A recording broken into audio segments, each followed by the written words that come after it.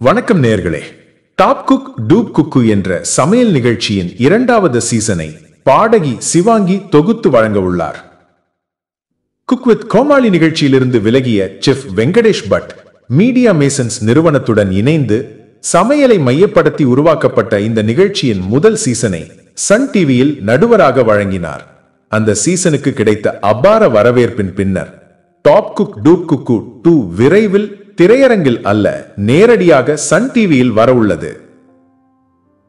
இந்த சீசனில் dupe குக்குகளாக Bharat, Monisha, GB முத்து, அதிர்ச்சி அருண், தீனா, மேலும் விஜே நிக்கி, மீனாட்சி, கமலேஷ் ஆகியோர் பங்கேற்கின்றனர்.